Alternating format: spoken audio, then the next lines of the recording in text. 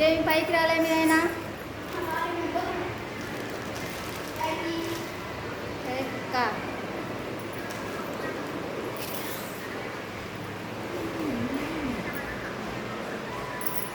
ముఖం వాత్సని ఎందుకు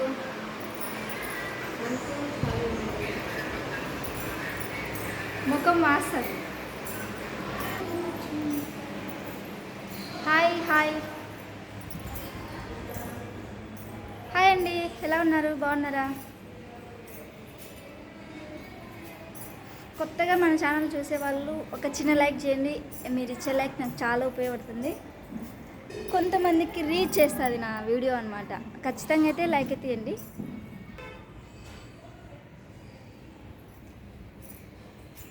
లైక్ అయితే ఇవ్వండి అబ్బా. ఫస్ట్ బయటికి వచ్చిన ఇంకా బేబీని ఇప్పుడే మళ్ళీ తీసుకెళ్ళినారు లోపలికి,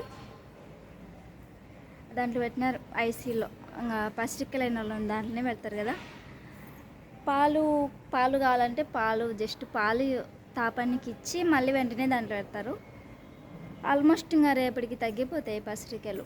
ఈరోజు ఇంకా లైట్గా ఉన్నాయి, ఇంకా రేపు ఒక్కరోజు పెడితే తగ్గిపోతాయి అన్నారు డాక్టర్ పొద్దున మార్నింగ్.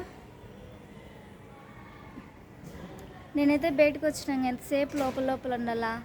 అది కాక ఎందుకు మొహం వస్తుంది నాకు. ముఖం ఎందుకు వస్తుందో నాకే అర్థం కాల. చుట్టుపక్కల ఇక్కడ చెట్టు ఉంది, ఏప చెట్టు ఉంది, కింద ఎవరిదో ఇల్లు ఉంది. మెయిన్ సర్కిల్లో లేదు ఇది హాస్పిటల్. ఇక్కడ లోపల ఇండ్ల మధ్యలో ఉంది. అంటే మామూలుగా నంద్యాల టౌన్లో అయితే అసలు ఇండ్లే ఉండవు, అన్ని షాపులు ఉంటాయి, హాస్పిటల్ ఉంటాయి, పిచ్చి పిచ్చి ఉంటాయి. ఇక్కడ అలా లేదు, నార్మల్గా ఉంది. నర్సులు అయితే అందరూ అన్నం తిండికి వెళ్తున్నారు. ఇంకా మేము కూడా తినాలా, ఇప్పుడే బాక్స్ వచ్చింది. ఇంకేంటి అందరు ఎలా ఉన్నారు? లైవ్లు అయితే మానేసిన, లైవ్ల గురించి ఇంకా పట్టించుకోవడం లేదు. మొన్నటిదాకా అడిగినారు కదా లైవ్ పెట్టవా అని. ఇంకా లైవ్ అయితే నిజంగానే మానేసిన. ఇంకా వీడియోస్ వస్తూ ఉంటాయి, నేను ఎక్కడుండేది, ఏం చేసేది, డైలీ నా లైఫ్ స్టైల్ ఉంటుంది. నచ్చితేనే సబ్స్క్రైబ్ చేసుకోండి, సరేనా? ఖచ్చితంగా అయితే వీడియో చూసేవారు ప్రతి ఒక్కరూ కామెంట్ పెట్టండి, లైక్ చేయండి. మీరు ఇచ్చే లైక్ నాకు చాలా ఉపయోగపడుతుంది. ఇంకొకటి మంచు మనోజ్ అత్తగారి ఇల్లు ఇదే, ఆలగడ్డనే. యా ఊరు అనుకుంటారేమో. మంచు మనోజ్ వాళ్ళ అత్తగారి ఇల్లు ఆలగడ్డ, అటు సైడు వాళ్ళ ఇల్లు దగ్గరే. వాళ్ళ అత్తగారిల్లు మామ వాళ్ళ ఇల్లు శోభా నాగిరెడ్డి తెలుసా మీకు? భూమా నాగిరెడ్డి, శోభా నాగిరెడ్డి వాళ్ళది ఇల్లు కొంచెం దగ్గరే ఉంది. నేను ఎప్పుడు చూడలేదులే. అంటే మొన్న నేను బండి మీద పోయేటప్పుడు జస్ట్ ఊరికట్ట చూసిన, ఆపి మరీ చూడలే. ఆపి మరీ చూసింటే బాగుండేది. కానీ వాళ్ళ ఇంటి దగ్గర సెక్యూరిటీ ఉన్నారు. కొంచెం ఏమంత రిచ్ ఏం లేదు, ఇల్లు నార్మల్గానే ఉంది. అంటే కొంతమందివి వాళ్ళు ఎంతైనా పెద్దవాళ్ళు కదా, రాజకీయ నాయకులు. ఇంకొకటి వాళ్ళ కూతుర్లు మంచి మంచి స్థాయిలో ఉన్నారు కదా. అంటే వాళ్ళ ఇల్లు అది ఎప్పటి నుంచో ఉండేది అది.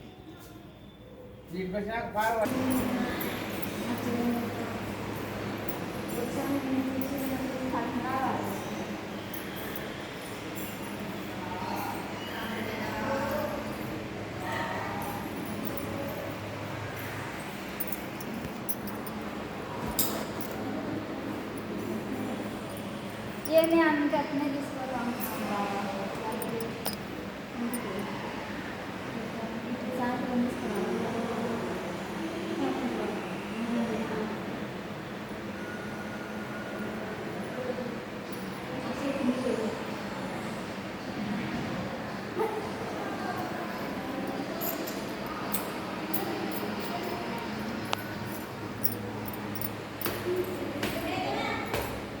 తొందరగా తీసుకొని రా, రోజు తీసుకోండి, మళ్ళీ లోపల పెడతారు. ఇప్పుడు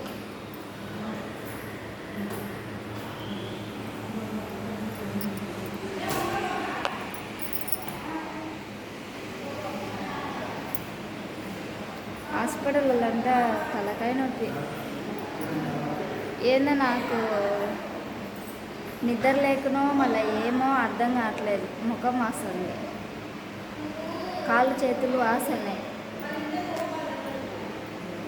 అర్థం కాలే. పిల్లోడిని వాళ్ళ అమ్మ దగ్గరికి తీసుకుపోతున్నారు. వాళ్ళ అమ్మ దగ్గర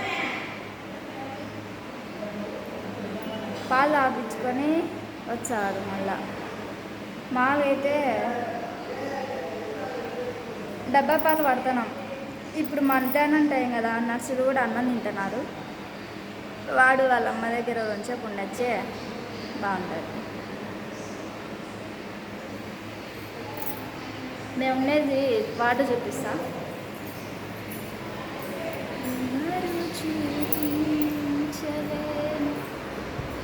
ఇంటి దగ్గర ఇంటి నుంచి అయితే అన్నం తెచ్చిద్దా.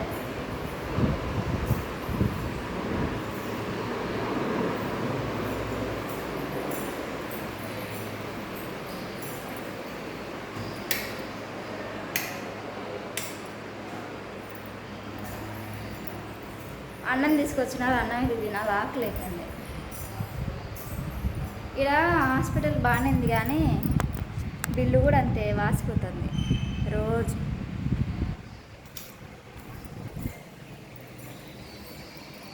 ఇంకేంటో చెప్పాలనుకున్నా, మర్చిపోయినా మా అక్క పిలిచేసరికి. ఇంకొకటి, చాలామంది మీరు ఎంతమంది అక్క చెల్లెలు అని అడుగుతున్నారు. చాలా వీడియోలలో నేను చెప్పిన ఆల్రెడీ. మేము ముగ్గురము అక్క చెల్లెళ్ళం. ఒకరు కాదు, ఇద్దరు కాదు, ముగ్గురం అక్క చెల్లెళ్ళం.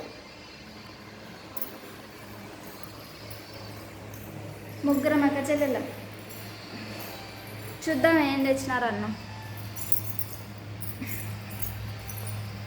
హాస్పిటల్ అన్నా కూడా వీడియో తీసాను కదా, అంటే నాకు ఇదొకటి టైంపాస్. ఇంకొకటి ఏంటంటే, వాడిని లోపల పెట్టినప్పుడు ఇంకా ఏం చేస్తాం మనం, ఊరుకుంటాం. ఏమి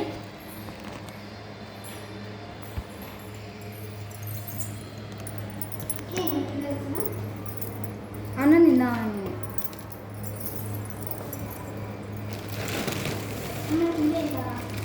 ఇంకెవరు తింటారు?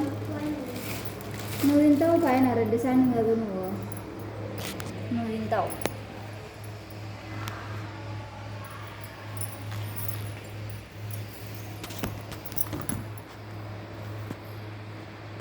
బాగుండాలే నువ్వు ఆర్డర్ పడుతున్నావు. ఎంత సుల్లదంటే అంత సుల్లది. ఏమో వే అతికే మాతికేం తెచ్చంటది. హాస్పిటల్ అంతా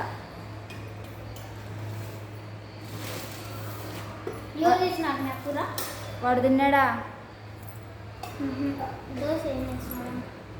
తినలే అన్న.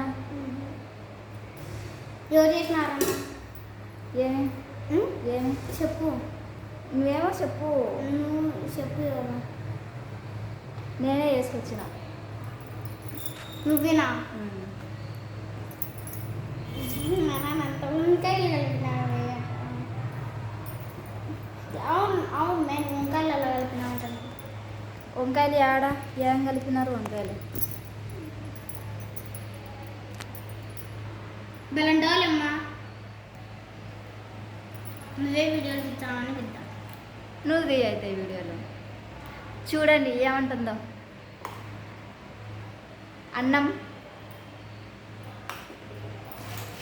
అన్నం పప్పే, ఏం పెద్ద స్పెషల్ ఏం లేదు. ఏమంటా చూపించన్న. ఏంది మళ్ళీ కిందకి వెళ్తాది ఇది గడ్డం. పెరుగు తిన్నారా? ఎందుకు తినాల? అన్నం కొంచెమే తిన్నారే. ఏమి తినలే? నువ్వు తినలే? పైకి ఎప్పుడు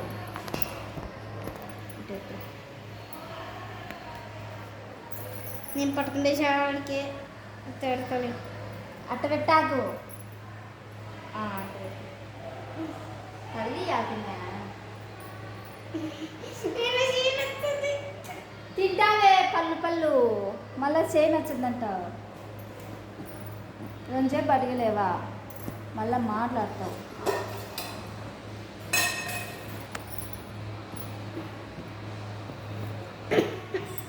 పప్పు పప్పు బాగుంది కమ్ముది లెక్కది. నీ మూతి లెక్కనే ఉంది పప్పు బాగుందంటే నా మూతి లెక్క ఉందని అంటుంది చూడాలి ఆల్రెడీ అదొక్క మాటతోనే ఆయమ్మి ఎంత అధికమో అర్థమైపోవాలా మీకు ఆల్రెడీ ఆయమ్మి ఎంత అతికం చేస్తుందో ఆల్రెడీ అదొక్క మాటతోనే అర్థమైపోవాలా ఏంది నేను వీడియో ఆన్ చేసా మామూలుగా పిన్ని అంటావే ఏంది వీడియో వీడియో ఏంది బోడియో ఏంది అతికే మాట్లాడినామనుకో వేసి సాగొడతాను ఏంటిది నిన్నెవరు మాట్లాడమన్నారు నా వీడియోలో నేను నిన్నేమన్నా నేను నిన్నేమన్నా ఇప్పుడు మళ్ళా చెప్పు మళ్ళీ నేను నిన్నేమన్నా అందుకే ఇడికి రావకమని చెప్పి నేను చూడరు ఎట్టుందో ఎటో కూర్చుందో ఎటో మాట్లాడుతుందో నేను నిన్నేమన్నా మ్యా నన్ను ఎందుకు ఇచ్చాను మ్యా నువ్వు తిను ఫస్ట్. నీకు అలా నేను తింటేయాలా తినుకుంటేయాలా ఎవరో అనుకున్నారు మా ఎక్క బిడ్డ ఎమ్మి మళ్ళీ ఎవరు అనుకున్నారు వాళ్ళ ఫోన్ వచ్చింది. ఫోన్ వచ్చానండి నీకోసం కాదులే నా కోసమే ఆడొచ్చింది నేను అక్క ఫోన్ చెప్పిన ఆయనకి. అట్ట మాట్లాడుతుంది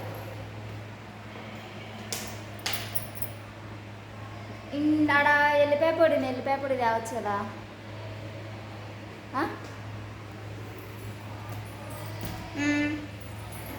ఎల్లిపాయ పొడి తేవచ్చు కదా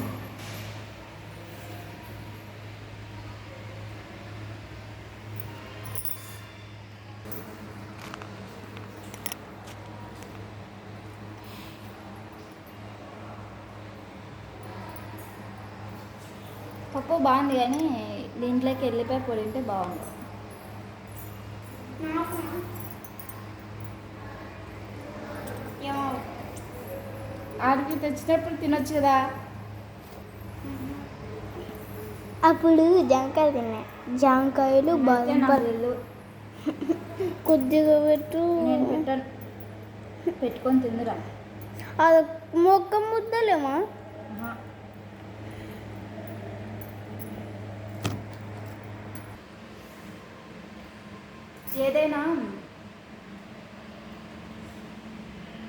ఏదైనా మనుషులకు కానీ లేదంటే మాటల వల్ల కానీ బాధ కలుగుతుంది చూడు కొంతమంది వాళ్ళ మాటలతోనే కొంచెం బాధ పెడతారు అలాంటప్పుడు వాళ్ళకి దూరంగా ఉండాలి ఎంత దూరంగా ఉండాలంటే అసలు జీవితంలో వాళ్ళు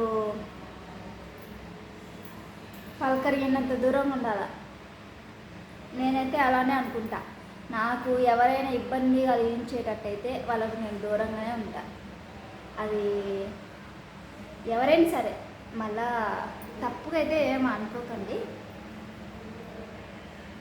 ఉన్నది ఒకటే జీవితం ఎప్పుడు పోతామో ఎప్పుడు చేస్తామో ఎప్పుడు ఉంటామో తెలియదు నిజం చెప్పాలంటే నేను ఎప్పుడో పోవాల్సింది ఒక 1 year బ్యాక్ దేవుని దయతో దేవుని కృపతో నేను మళ్ళీ బ్రతికిన కొంచెం నూకలు ఉన్నాయి భూమి మీద అందుకు మళ్ళీ తిరిగి వచ్చిన అందుకే నేను అప్పటి నుంచి ఏమనుకుంటున్నా అంటే